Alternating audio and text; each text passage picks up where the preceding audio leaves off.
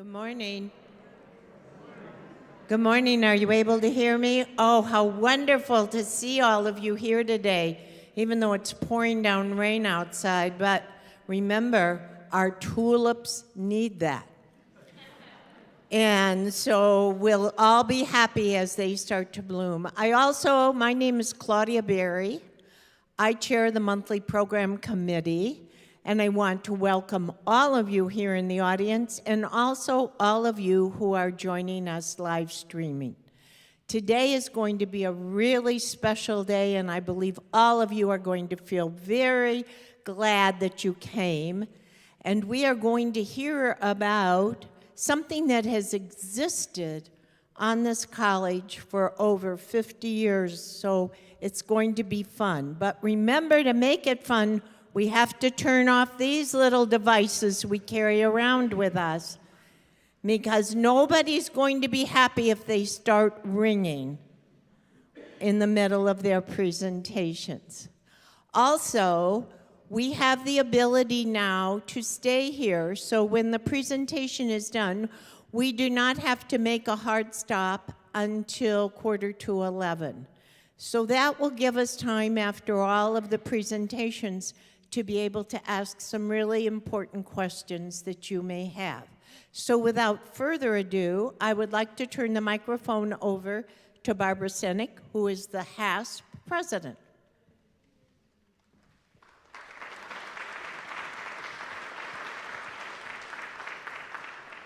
Thank you, Claudia.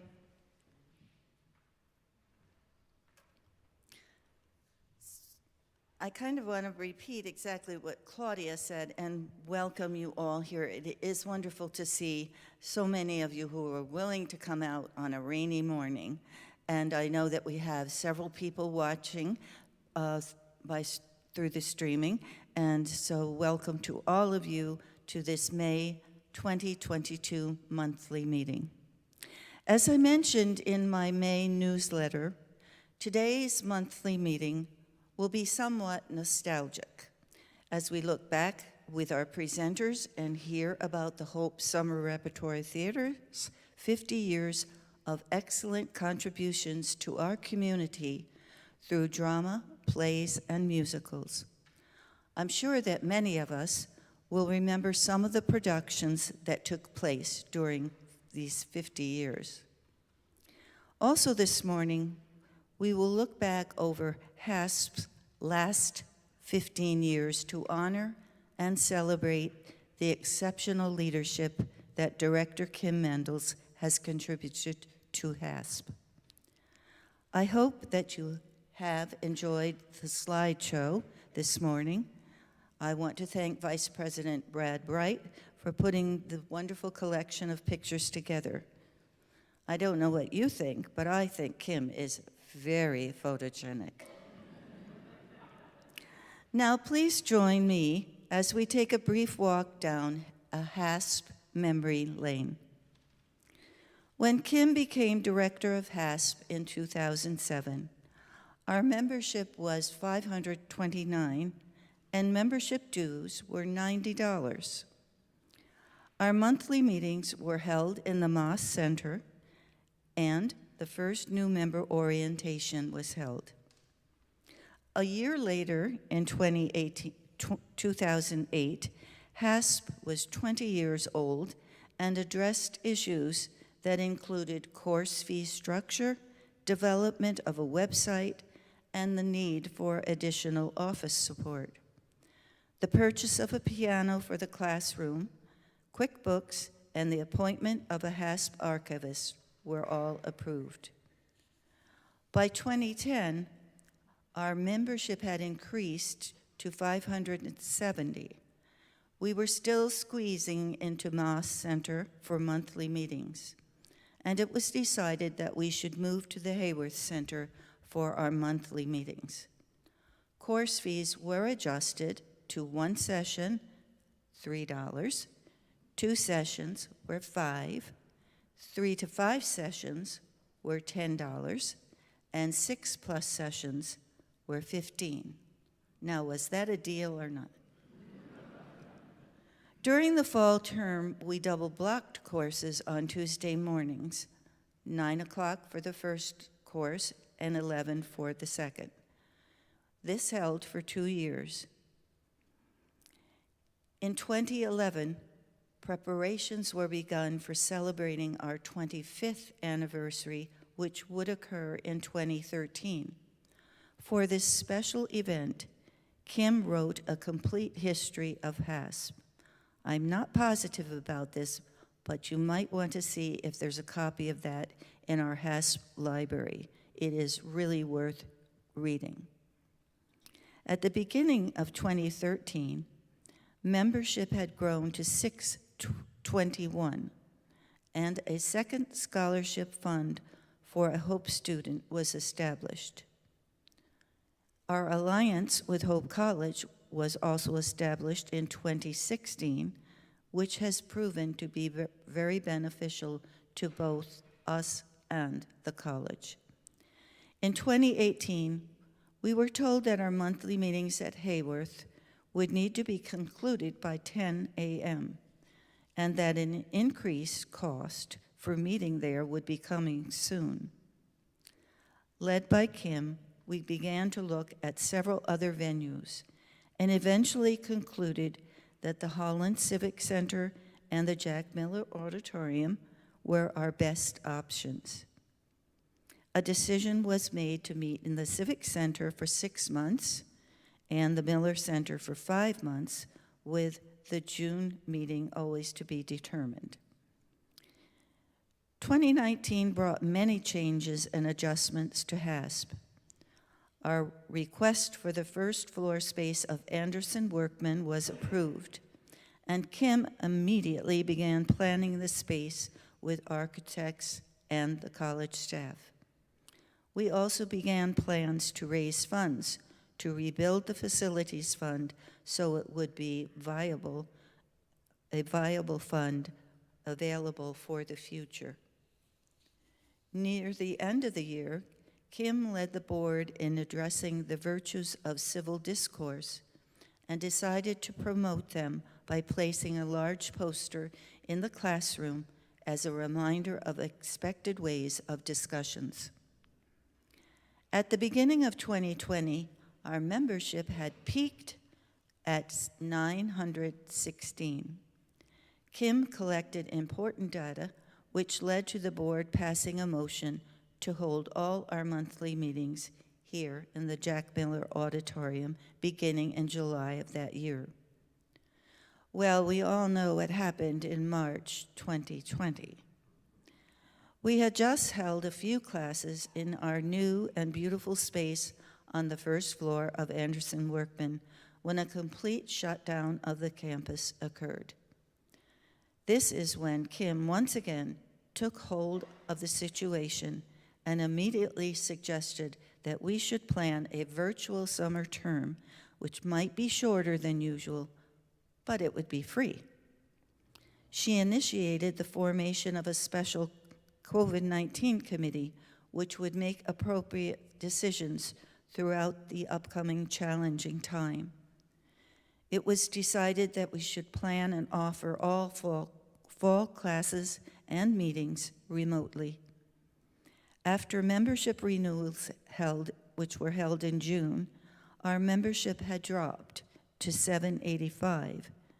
We began to think about re-entry plans as we continued to follow the protocols of the college. This same year, the HASP operational guidelines were reviewed and updated.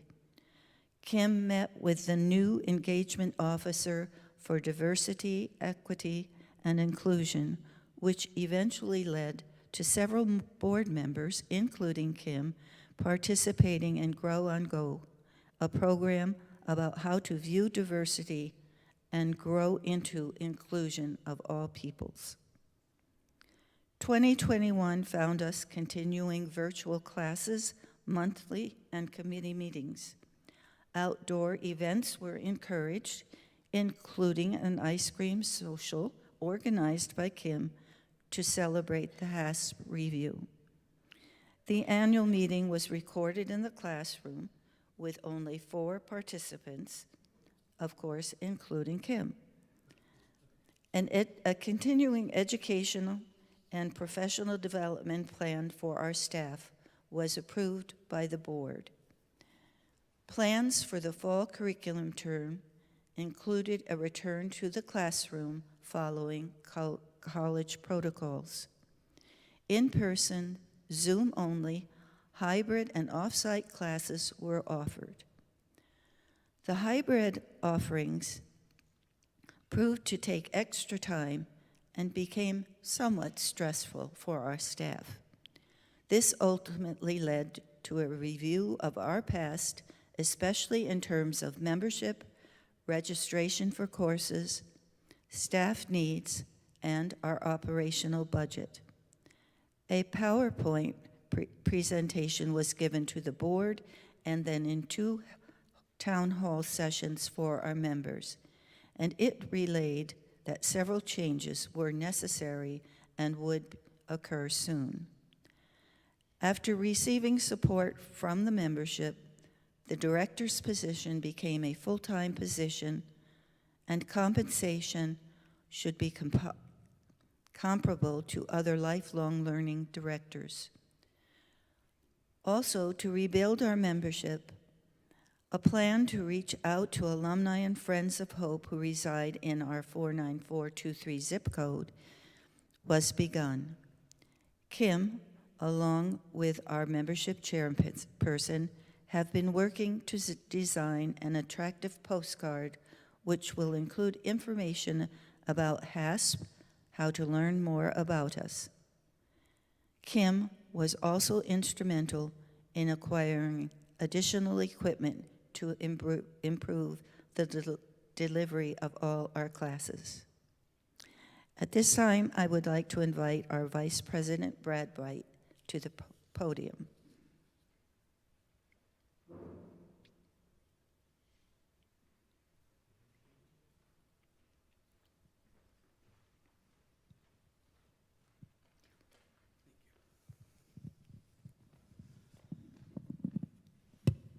Good morning. We have a special award for Kim this morning, and I'd like to read the certificate to each of you. In appreciation for her 15 years of dedicated service and distinguished leadership, the Executive Board and members of the Hope Academy of Senior Professionals present to Kim Mendels a HASP honorary lifetime membership. With all its rights and privileges, and a recognition for her encouragement, her inspiration, and her tireless contributions towards promoting the goals of the Academy, dated this 3rd day of May, 2022. Kim, thank you so much. We wish you all the best for the future.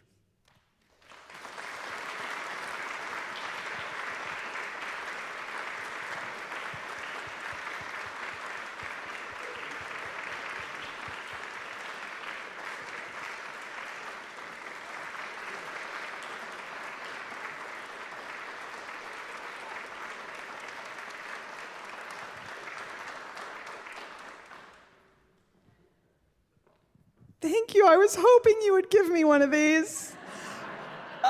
But I didn't want to ask for anything, so this is wonderful because y'all know what a treat it is and how many amazing courses we offer, and I didn't want to miss out on Fred Johnson either, so this is fantastic.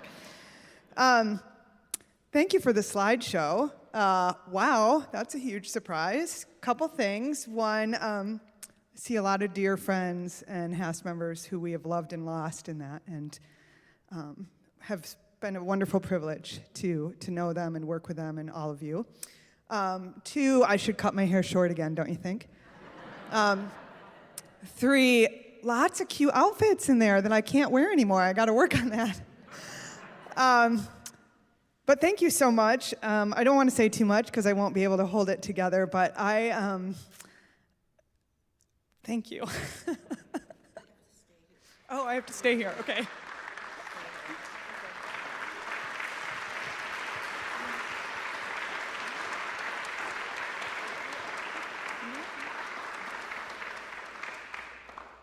So Kim, this lifetime membership means that you will always be a part of HASP.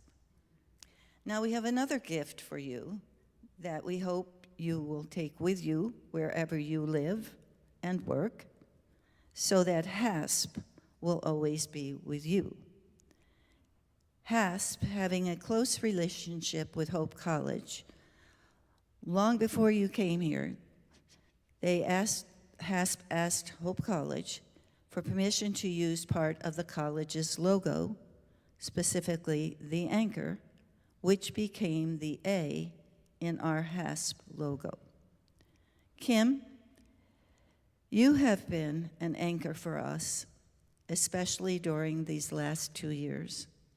You have kept us anchored and steadfast by reminding us of the purposes of HASP, as defined by the founders of HASP. Number one, we are a peer-led organization. And we are here to enrich the intellectual, cultural, and social lives of our members.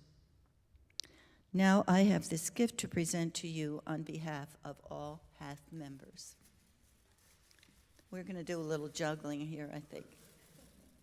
Thank you for your extraordinary leadership during the last 15 years.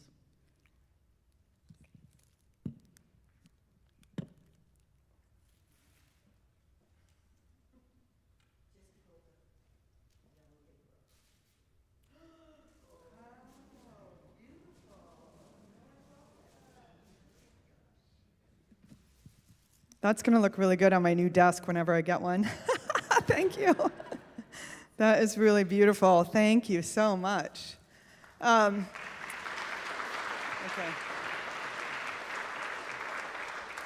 Although I very much appreciate Barb's generous timeline of the things that have been accomplished in the last 15 years, I'm reminded as I listen to her of things my mom taught me. And one is work hard and find meaningful work. Two was always to be humble and to remember that when you succeed, you don't do it alone. And to surround yourself with good people, which is what I've done for the last 15 years. So thank you. Everything we've achieved together. We've had a wonderful long list of board members and committee chairs and friends who have helped us accomplish great things. So I'm going to practice what she told me and be humble and just say thank you to all of you, too, because we did it together. And it's a peer-led organization, just like Barb said, and I hope it always stays that way, because you all really have the great ideas and the great ambitions and the insight and the maturity to think of great things, and it's just been my job to help carry them out. So thank you all so much. I've learned so much from all of you. Thank you.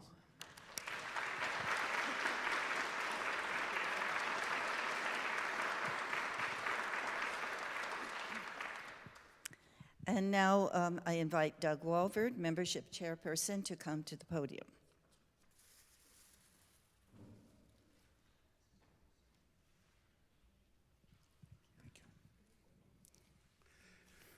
It's hard to follow that.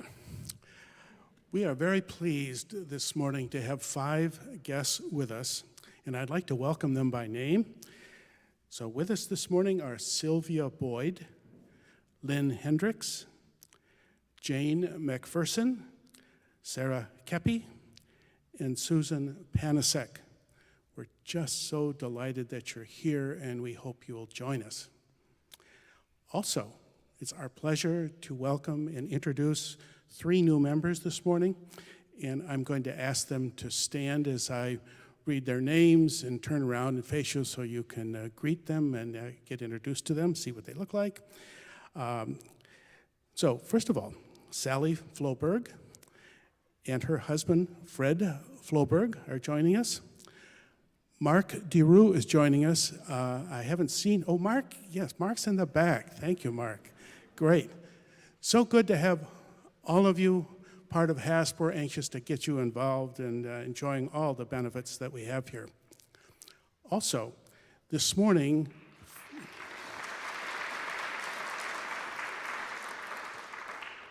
thank you, I forgot that, that's great. This morning, following this meeting, there will be a new member orientation in the classroom complex for members who have joined during the last 2 years. Thanks to COVID, we really haven't been able to have a face-to-face meeting, and we would encourage all of you new members to come. There will be a member of our committee holding a yellow sign in the lobby in case you don't know where the classroom is. It's an easy walk over there, and we'll reassemble there within a reasonable time after this meeting. There will be a chance to meet other new members, learn more about HASP, have a light lunch. So, thank you. Now, Claudia Berry will come back up and introduce our program. Thank you, Doug. I told you it was going to be a very exciting and interesting program to honor Kim, who served for 15 years, and now to talk about Hope Summer Repertory Theater, 50 years. It was established here at Hope College in 1972, and you know it is the West Michigan's premier professional theater production. It produces plays and educational programs. In the celebration of 50 years, it has provided a mixture of musicals, comedies, dramas, and classics. This theater has also provided educational opportunities for students, young professionals, and of course, the patrons. It attributes its success to the relationships that have been built with the actors, directors, technicians, patrons, donors, and even the community. We will learn today how it began and what is currently happening and what the future holds for us. I want to give a quote before I introduce our speakers, and this quote came from John Tommy, founding artistic director of Hope Summer Repertory Theater. We need a certain type of performer. I look for professional breadth, adaptability, and versatility in each actor. I want the caliber of an actor who can, for example, sing Old Man River as Joe in Showboat and one night and switch to a classical Shakespearean role the next. For all of us who have enjoyed the theater over the years, we know that those are the actors that we see on the stage of Hope Summer Repertory Theater. Today, Lenny Banovez, who is the current artistic director of both the Titan Theater Group and Hope Summer Repertory Theater, will be joined on the stage by John Tommy, the professor emeritus at Hope College and founding artistic director, and Stacy Timmer. So let's listen to what they have to say, form your questions, and be ready to ask them for more information about the wonderful theater we call Hope Summer Repertory Theater. Please join me in welcoming them to the stage.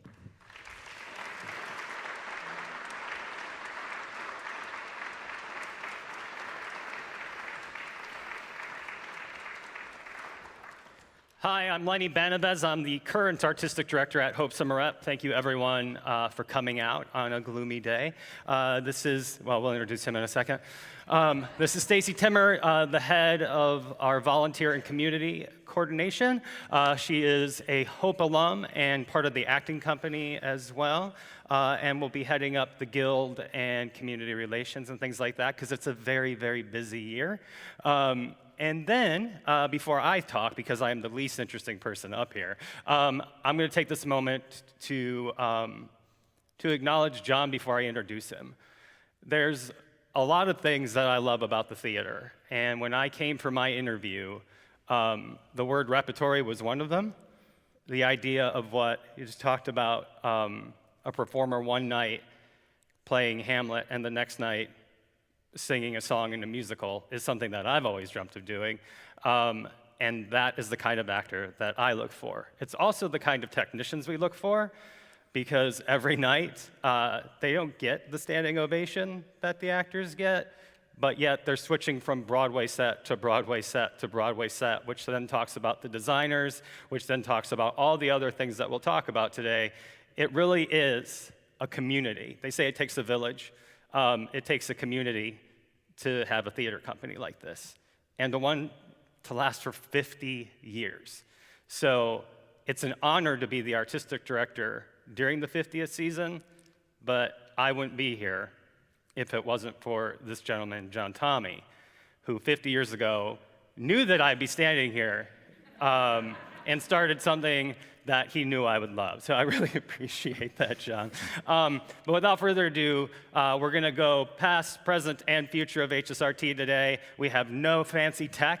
We're actors. We talk, and we know how to talk. So I want to introduce the founding artistic director and a mentor of mine and a huge supporter of mine since I became the artistic director, John Tommy. So please, round of applause. Thank you, Lenny. I want to assure you that my wife is sitting down here. Marilyn is here, and she will keep her eye on the time, as I will. I have my watch here, and she does this. When she starts doing this, I've got to wind it up. But before I start, because of the honor we're bestowing on, as a member of HASP, I want to say congratulations to Kim. I also want to tell you that when the University of Minnesota wanted to start an Elder Learning Institute, the OSHA is now called the OSHA something, they came here. The people, a friend of mine was part of that, and they came here to see what was happening at Hope, to learn from John Hollenbach and those people who were involved at the beginning. And that is now a huge, flourishing program in the Twin Cities. I've spoken to them a couple of times, and it's always a thrill to be back in Minnesota. So, HSRT, past, present, and future. I'm the past. I represent the past, and I'll try to make this as quick as possible. Lenny will talk about the present, and Lenny and Stacy and you all will talk about the future. It's in your hands, the theater. If, to paraphrase Benjamin Franklin, you can keep it. Okay. I will tell the story of how this program started. It's an interesting story, and I could go on at length. A lot of interesting side stories I'll leave for some other time. Milton Newsma just wrote me a note saying he can't be here. He and Marilee are, they were tested positive with COVID, and they're in quarantine in Krakow, Poland, with their family. Sends his regards. Sorry he can't be here, he says. But I bring him up because he wrote something about the founding of this nation, which he called the untold stories of the Constitution, the Bill of Rights, and the Declaration of Independence, and so forth. And we filmed those in DeWitt, and they're still being broadcast at certain times of the year by various PBS stations around the country. So the untold story. I'm telling you now the untold story of the beginning of the Hope Summer Theater program. In 1968, there was a new department formed. There were two new departments formed because the speech department split into two. One became theater, the other one communications. So that's when the theater department started. We were housed in the fourth floor of the Science Building, now Lubbers Hall, up in the attic. Not ideal.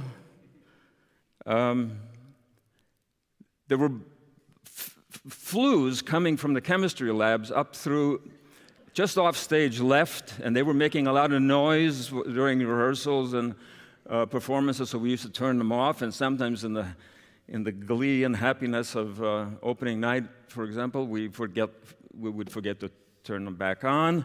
And the faculty were very patient with us down there, the science people. The students, however, complained because they'd come in the morning and practically pass out when they went into their labs. But there was something appropriate about being there, I thought, on the 4th floor, supported by the sciences. The sciences were supporting the arts. How appropriate. Leonardo da Vinci said, "Study the art of science and the science of art." There's the heart of liberal arts.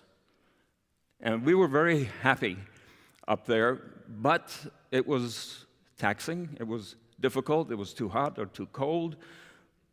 There were burned beams in the ceilings from previous fires above our office desks. But we were expecting a new theater down the street, around the corner of Columbia and 12th Street.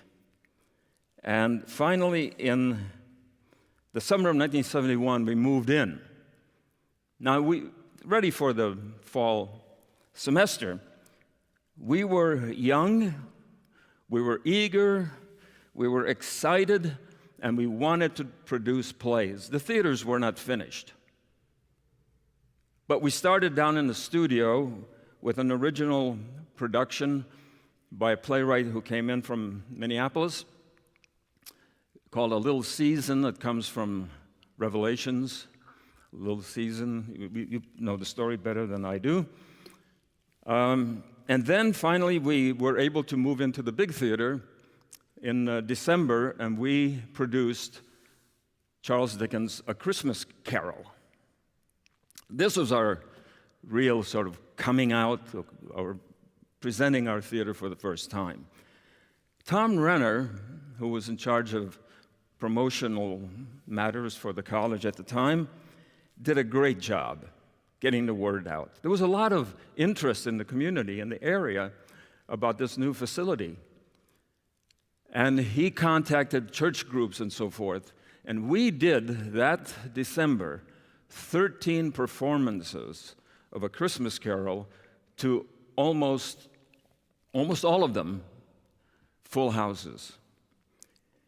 And we thought, well, this is fantastic. We have already found our audience.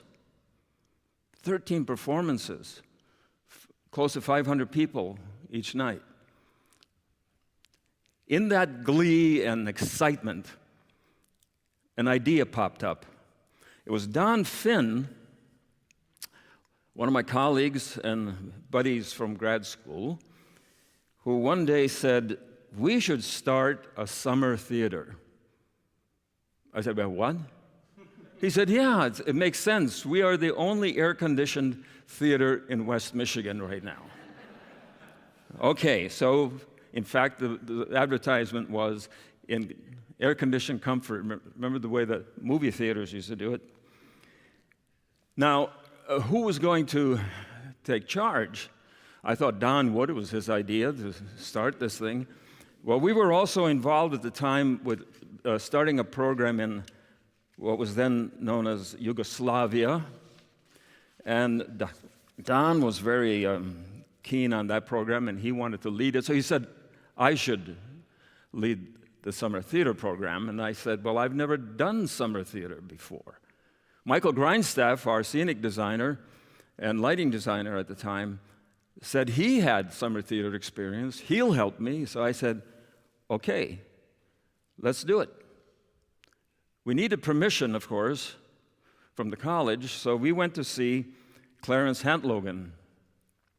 He was the financial vice president, I think was the official title of the college, but he was acting as sort of the head guy while we were between presidents. We explained to him that this would be a great use of this space. People will come, think of it as a financial boon to the college. And of course, he said, let's do it, let's go for it. That was the process by which we obtained permission to go ahead. So we gathered a small company. We went and auditioned in this area, on campus, of course, but also to Ohio University, where we had contacts, in Boston College, where we had contacts. And we gathered a small, hardy group of theater practitioners, and we started. Now, as you know, our theater goes from proscenium to thrust, or open three-quarter position, flexible. And we thought we'd show that off. We did what is known as summer stock, 2-week summer stock. That was our format. We'd do two weeks of one play in proscenium, then we'd switch to thrust and do 2 weeks of that play, and then so forth, the third, back to proscenium, and so forth. We did that for 2 years.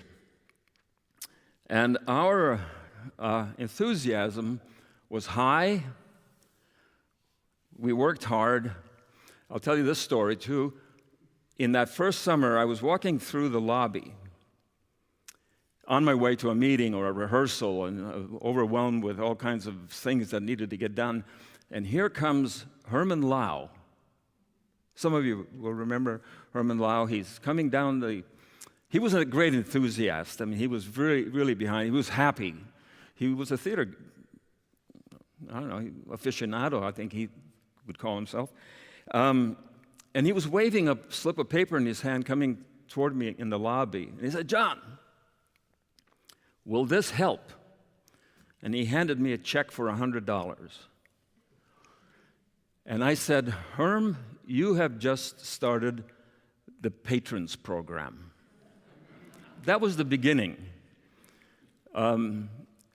Later on, when our theater really took off, that program blossomed. It was substantial, and it was all to support the summer theater. Gordon Van Wylen had another idea, and he announced that we were going to take the patrons for the theater and turn it into the patrons for the arts, all the arts on campus.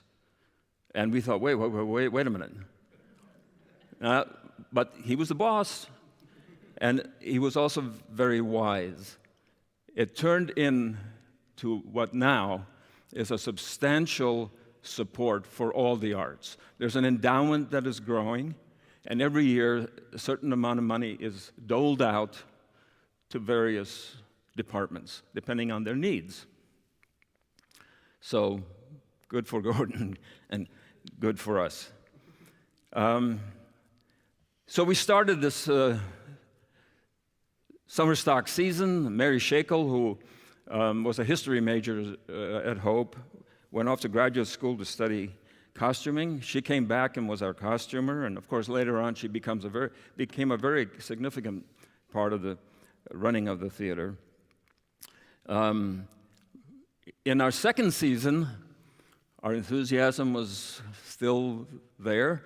We decided to launch a children's theater component and asked Deb Shakel to head that. And many of you, your grandchildren especially, have been to see this summer children's performance troupe, which is what we called it.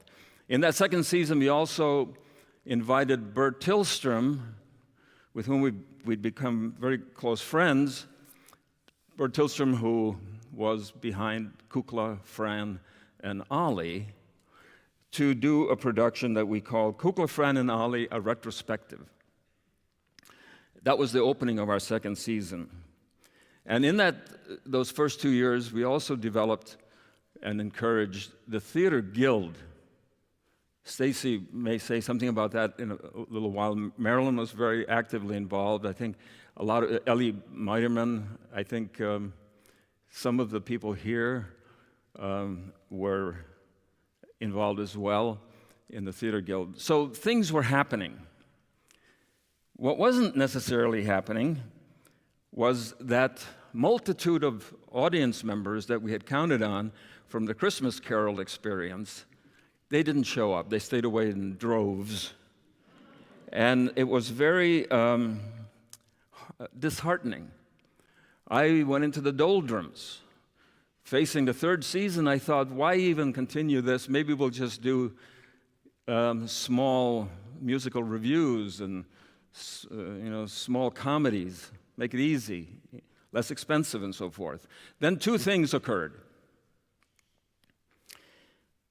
Gordon Van Wylen chatted with me one day, and he said, "John, I can't wait to hear what you're going to do this summer."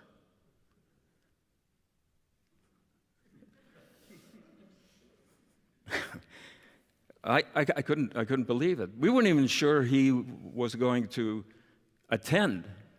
He did attend. He and Margaret both. I remember them up on the stage when we did Godspell one winter. They were on the stage with the actors during intermission. So I thought, well, if Gordon is behind our program, started thinking differently. Then a phone call from Tom Steckschulte, who was in our second season and became eventually a very formidable acting member of our company. He had hitchhiked up from Athens, Ohio, to audition for us, and we hired him for that second season because, well, he hitchhiked up through the rain. He got a ride with somebody who was hauling porta potties, and he helped them unload them. And we thought, well, this seems like a nice guy. Let's hire him. We didn't know what. Well, he played Petruchio that summer. He played Bodecker in Bus Stop. And now he called me from California and said, "John, what are we doing this summer?" What? He said, "Yeah, I want to come back, and I've got a lot of friends in Athens, Ohio, where he was going to school, who want to come up."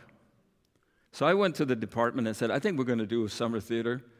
And I wrote down on a slip of paper 3 titles: Music Man, Midsummer Night's Dream, and A Man for All Seasons, and I slipped it across the table to Michael Grindstaff.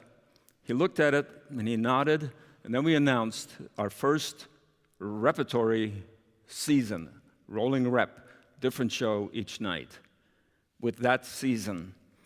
And the energy that came with that decision was remarkable. We were all in high-speed mode immediately. Mary Shackle came back from Meadowbrook Theater, where she was costuming at the time, and we found an incredible company.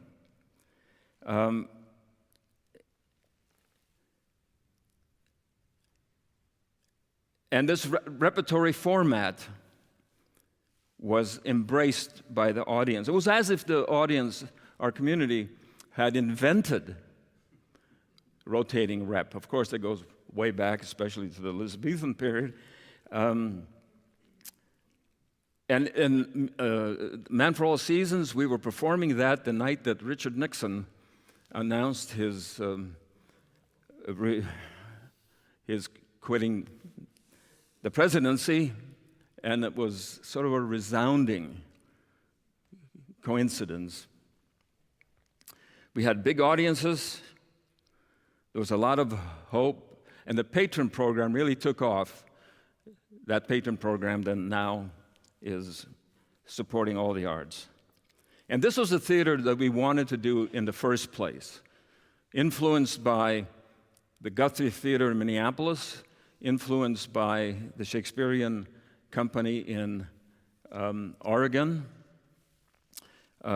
We wanted to have this mix, and we wanted a company of young professionals, students from various parts of the country. You can't imagine how exciting it was to see students from different programs working together, learning from each other, and from seasoned professionals as well. That mix is really what gave the theater its its identity, and its force.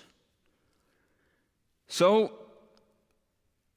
I was the first head of this program, so I enjoy the title of founding artistic director. I don't shy away from it, but it took the efforts of a lot of people, as we heard about HASP as well. Many, many talented, committed people with significant support from the college, very significant support from the college. Jack Nineheis is here, and on behalf of the whole history, Jack, you and your colleagues deserve a lot of credit. And the community, you folks. We found in this community people who were really keen on theater. We also found a lot of people who wondered, why should there even be one? I saw it partly as a frontier experience, exploring, finding how can we manage a significant, substantial theater program that will appeal to our community. And there were other people who served as artistic directors as well. And as I mentioned, Mary Shackle became eventually the producing director. The other artistic directors were Don Finn, Brian Kent or Brian Johnson, depending on whether you're in St. Paul or here, Brian Kent. Susan Hope, who when she went out to recruit a company, got a lot of interest because they thought she was Susan Hope of the Hopes. It was her theater, Hope Summer Repertory Theater. And of course, David Kalachi, a good friend who was at the helm for several years. And now, Lenny Banovez, and I will hand it over to him. Thanks.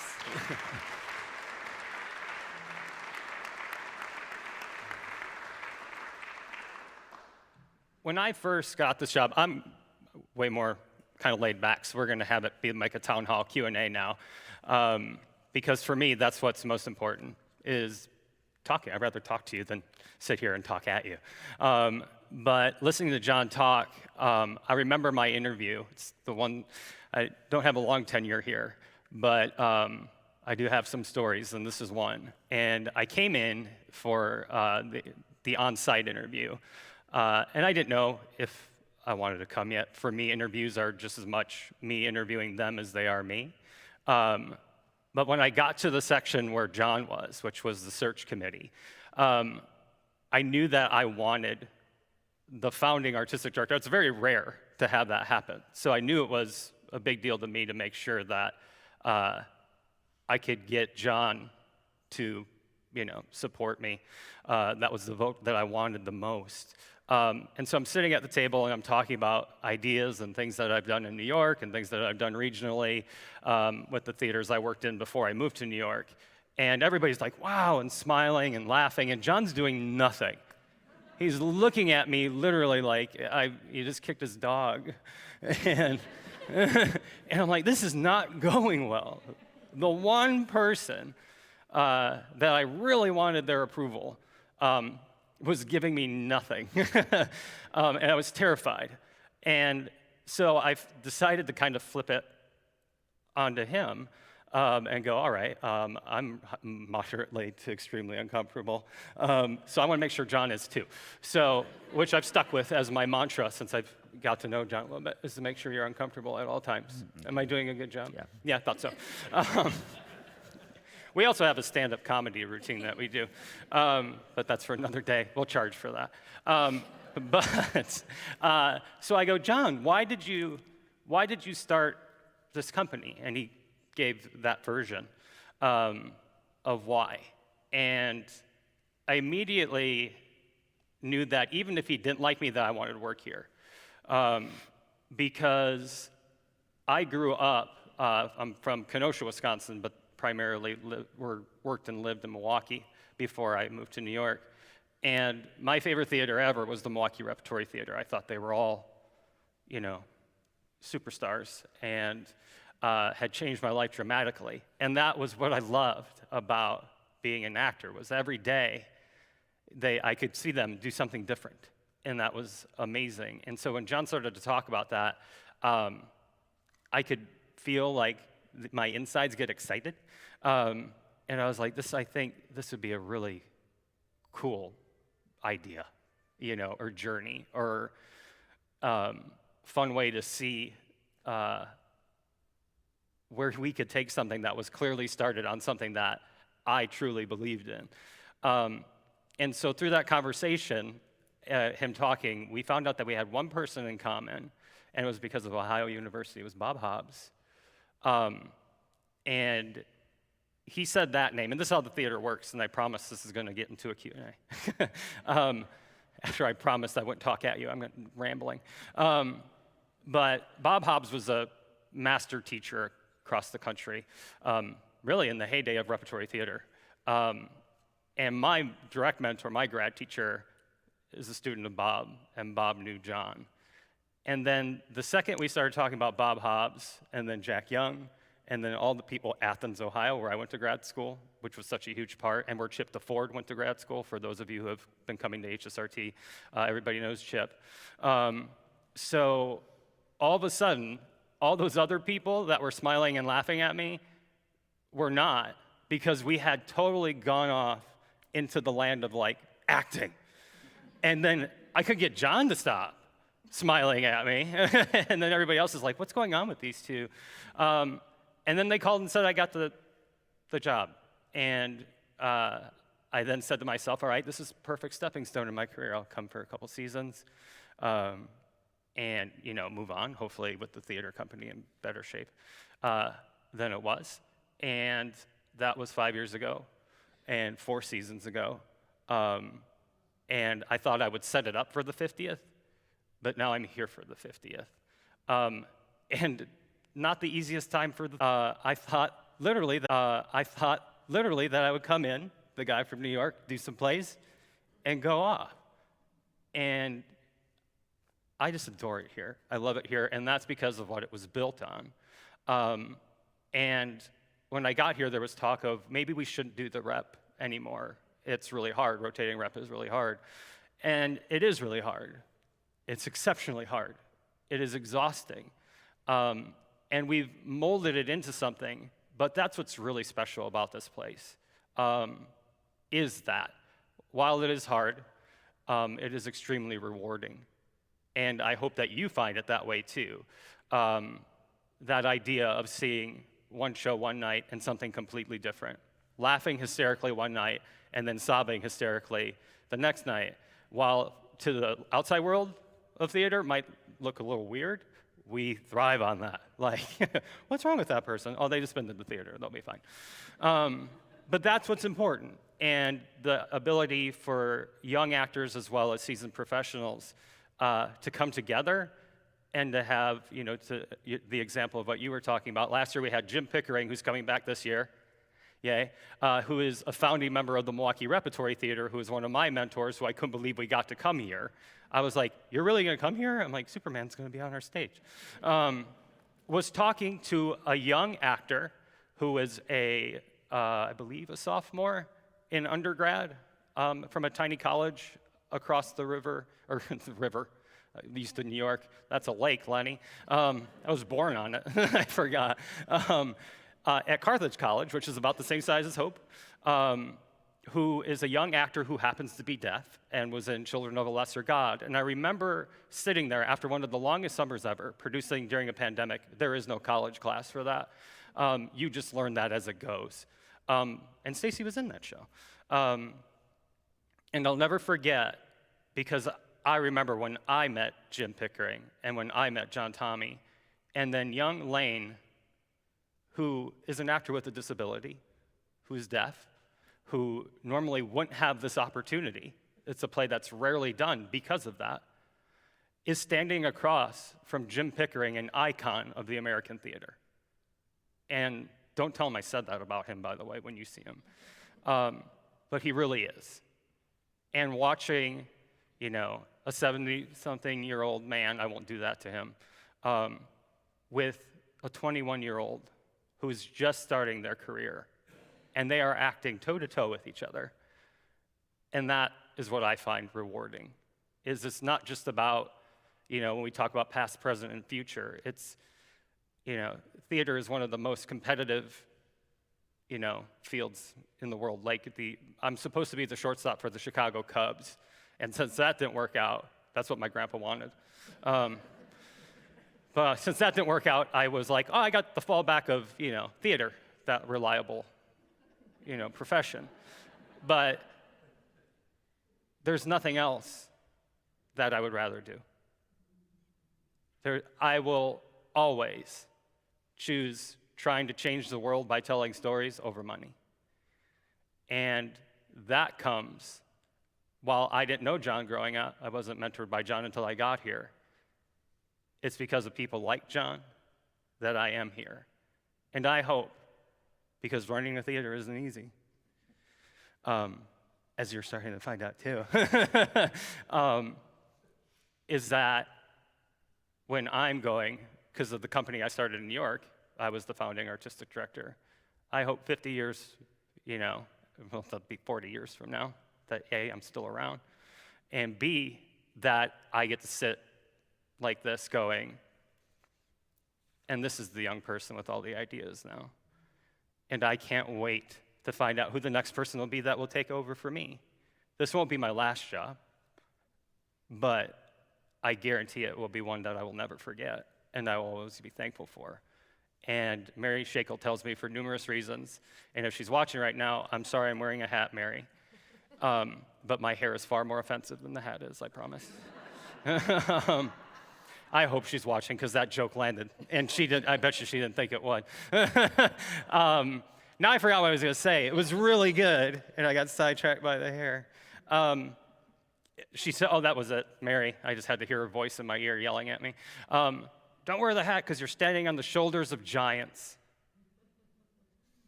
I still wear the hat, I'm sorry, but it's because of giants like John Tommy that I get to do what I love. So thank you for that. All right, now Q&A. Let's talk about theater, because that's what we're good at. I can repeat questions. I got solid ears. Stacy's good. We can yell if we want, or pass the mic. I don't know how it works. They're going to pass the mic. Oh, cool. Great. Do we have anybody who has a question for John, Lenny, or Stacy? When do we practice? All the time. No, we come in and we work on a 3-shift system. It's, in essence, morning, afternoon, and evening. So the actors and technicians will come in and they'll work rehearsing one play in the morning. And then as things start to get crazier, another play in the afternoon. And then as things start to get crazier, another play in the evening. And the technicians are doing the same thing. All the shops are building one show in the morning and then putting it in a corner, and then they start to build another one. That makes it sound way easier than it is, but that's spread out over a long period of time. So we're working on about 9-hour days, 6 days a week, and we're trying to get that to 8 because we're trying to be more efficient and humane, and that's things we have to do. But it's a lot of work for a long period of time and shifting gears, but that's fun. So. John, why did it start here in Holland, of all places? It could happen in many cities around the Midwest or the country. Yeah. Why did this happen right here? Well, I came here because I was invited. Marilyn and I were living in Sweden at the time, and there was a phone call, and because the split into 2 departments, each half got permission to hire one person. And Don was here as part of the theater program before the department, and he was put in charge of finding somebody to fill that new position. So he called me in Stockholm and said, John, do you want a job? This was just after midsummer. Understand now, the semester was starting at the end of August. And I said, can I have time to think about it? And he says, how much time do you need? I said, well, 2 weeks. He says, okay, I'll call you in 2 weeks. Now that I think back on it, I couldn't believe this happened. Marilyn and I were expecting our first child. I had a fellowship from the American Scandinavian Foundation. That's why we were in Stockholm. And it was running out. Our apartment lease was running out. Our money was running out. So Don called, and I said, okay. Didn't know where Hope. I didn't know it was Hope College or Holland College in Hope, Michigan. So we came, and my advisor said, yeah, well, John, go for a year or two, and then, we'll find something. And 47 years later, I retired. So I was here because we needed a nest for our new child. And then I heard about the DeWitt Center being built. So I wanted to stay, so for the first time I was going to be directing in a real theater rather than attics and basements and converted churches, which is what I had been doing. And then once we moved in and we started the summer theater, then that hooked me, but and I stayed on. But it was just the happenstance of the new building being here. Now, you're absolutely right. There are theaters all over the country. The American educational theater system, if we think of it as an enterprise, is the largest theater-producing consortium in the world. I'm talking now about public schools, high schools, colleges, universities, all over the country. Big towns, small towns, well-known universities, small colleges. Yeah. It's interesting when I think about, because I worked at lots of theaters like HSRT as I was growing up as a working actor. And these regional theaters like HSRT have a very much if you build it, they will come, the Field of Dreams idea. And so when I got to Holland, I was like, oh, this makes perfect sense. I mean, you have a Hallmark card downtown, you're right on the lake. It's perfect. Who wouldn't want it? It's one of the easier things to call my friends from New York going, do you want to do a show? And they're like, where is it? I'm like, West Michigan. I'm like, it's by a lake, and it's a really pretty town, and really great shows. And they're like, absolutely. Because I don't know if you've ever spent summer in New York, it's not very pleasant. So the weather here is way nicer. I have actually a question, and I'm actually hand over the mic to Stacy. It's a two-parter, Stacy. Stacy is a graduate from Hope. She's, like I said, a part of the acting company. And she's actually you've known John for a long time, right? Very long time. Okay. Yes. And was he artistic director while you were here? Yeah. Great. So here's the question. Okay.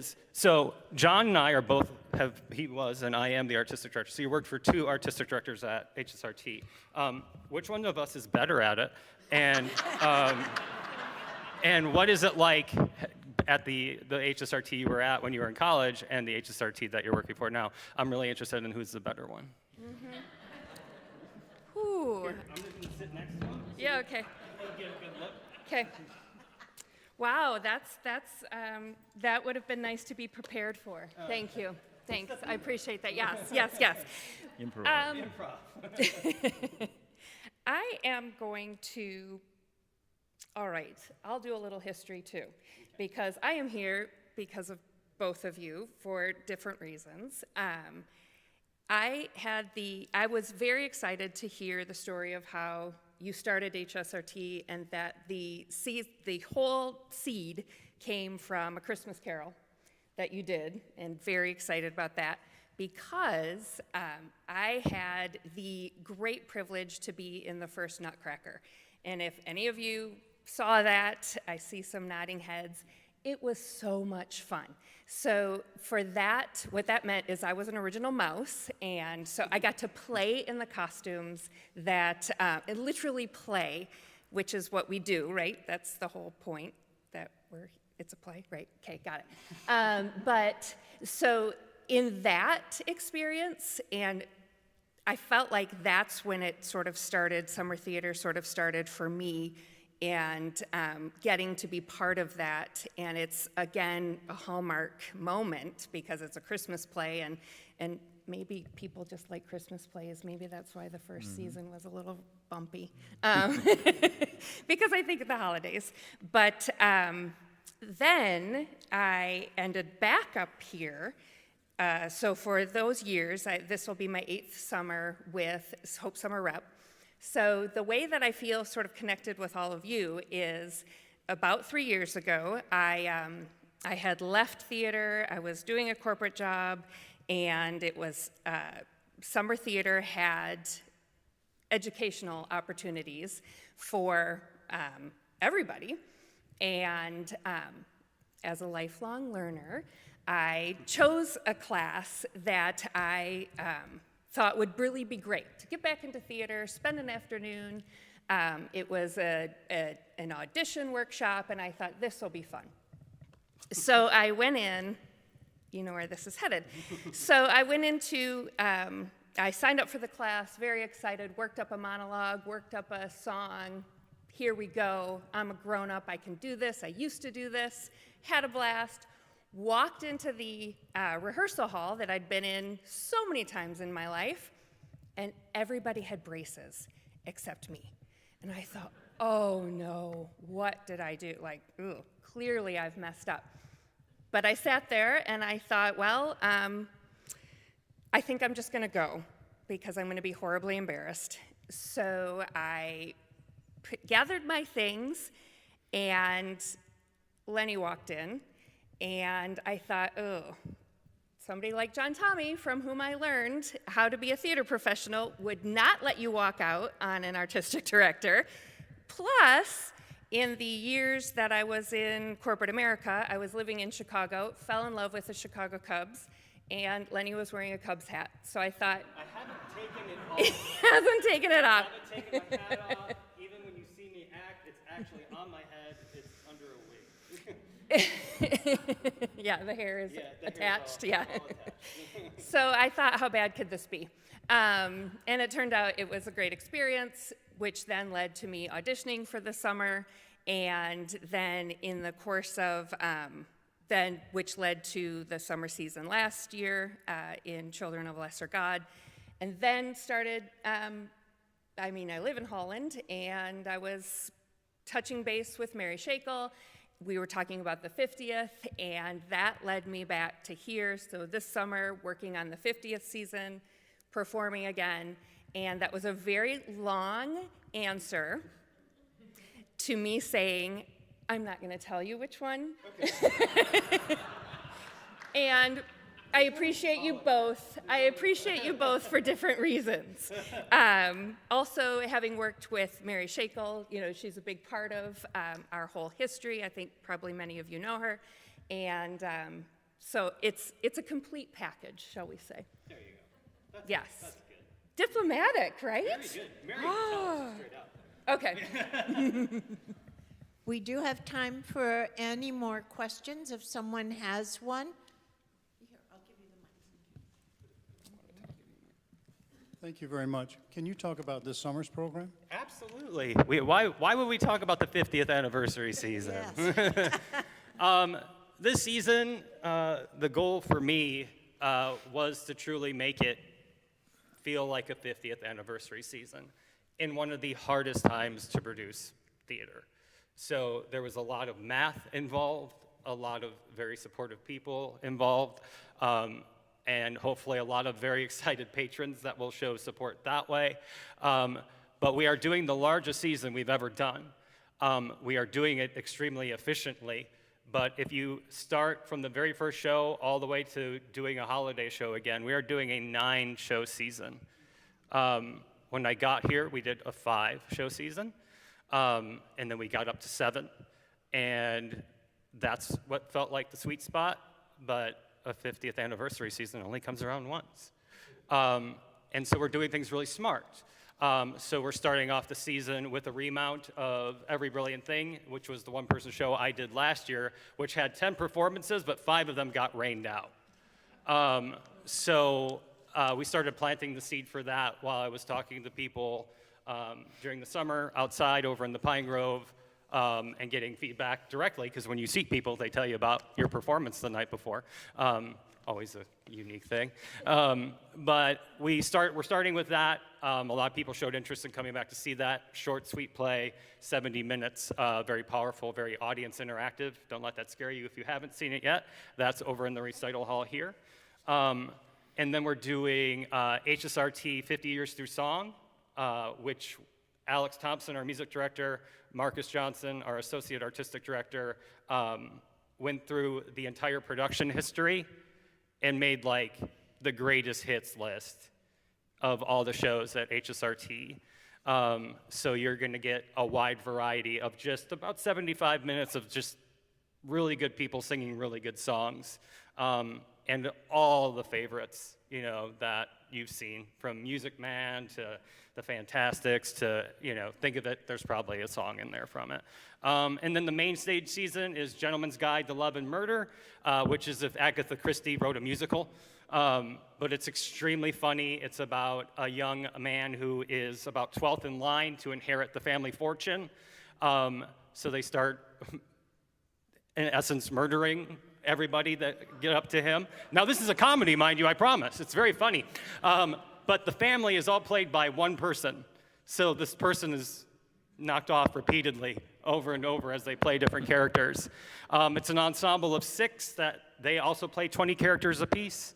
It is fast and furious and funny. It won the Tony for something.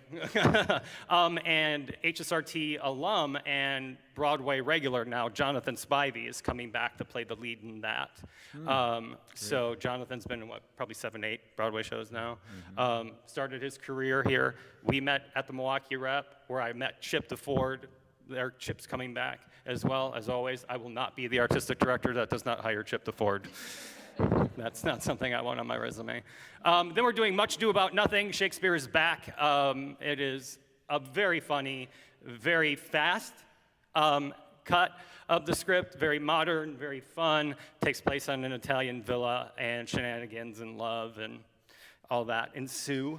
Then what else? Main stage. The Color Purple, based on the novel, the movie. Powerful, powerful, powerful. And the cast that we have for that, wow.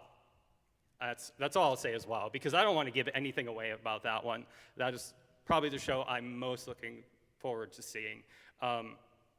It's extremely hard to do, and Marcus is directing it. Marcus Denard Johnson, whose work you know, is coming back to direct that. He's also on the leadership team now as well. That one, if there's one, go see that one. And then in the Nick, we're doing Figaro as well, which is a 70 to 80-minute version of the opera, but in a play form. Absolutely hilarious. That's what Stacy's in, so she expects to see all your faces there. I'm missing something. Oh, and then over here, again, back in the Jack Miller's Hold These Truths, it's a one-person play about the Japanese internment camps during World War II. So those of you that did the big read a couple years ago, make sure you come check that out. You'll be getting an email about that. And then we have a new program, and listen to you talk about the young audience and commissioning somebody to write a world premiere musical. We did the same thing this year, and we took Dan Hashline and Joel Tanis's book, Lulu and the Long Walk, and we commissioned Ayusu Lardy, who is an off-Broadway musical theater writer from NYU, to compose a world premiere musical based on the book. And I've heard the demo tracks for it still being written. All the interns are in that, and they're calling, can I have a script? I'm like, no, it's in the air still. It's being written as we speak. It's going to be really special. It's part of the Next Gen project, which is a commitment that HSRT will be doing to commission and workshop a new work by a person of color, playwright, musician, or actor every year, and that's the first part of that stage. Joel is coming in to paint the set, so literally the set is a work of art. Joel Tanis. Yeah, Joel Tanis. So that's exciting. And then we wrap it up the Christmas season with It's a Wonderful Life, the radio play at the Nick. And as John said, looking at the festivals, the Shakespeare festivals across the country, I wanted the 50th season to completely engulf Holland. I wanted to have as many venues, we were using 4 of them, so that every day you get your tickets, I want you confused on what theater you should be going to, because that's exciting. It's like a scavenger hunt. And you get to go, oh, what theater am I in today? You know, and then run frantically there. But that is what I really wanted, is because 50 years isn't about me. I just have to facilitate something really cool. It's honoring, you know, everything that came before, while continuing to look to the future, which we ran out of time to talk about, but we'll see it. And it's pretty bright. It's a tough time now. It's a tough time for everyone. But we'll get through, and right now theater is more important than ever, because A, it's a chance for us to come back together, even if we have masks on or not. You know, whether there's something crazy going on in the world or not, for you to be able to sit down and escape for a while, and that includes in dramas and things like that, it's a good thing. It's a good thing. It lets us grow, it lets us come back together, and there's nothing better than that. And just to stop the world for a little while and watch some really talented people do some really cool stuff. I want to personally thank John, Lenny, and Stacy. I do notice in Stacy's hand she might have some handouts that are the up-and-coming plays that will be there. I would assume that maybe all of you can stay a little bit if people come up and have some questions that didn't get answered. I want to tell you this is one of the best things that you can do in Holland over the summer. And if you have guests visiting you, you should bring them along. The performances and the plays, the musicals, everything that's happened is so professional. I became involved in 1982 with the Theater Guild, and that's when John and Lenny say it is a community effort. It is a community effort. So if you are new to this community, check them out. If you've lived here a long time, come back and see them. They need our support, and they need us to keep them here in the community. I thank you all for venturing out in the rain today. Have a good rest of the week. If you like, enjoy tulip time. The tulips are beautiful, and enjoy the community of Holland. Thank you. Perfect. Yeah.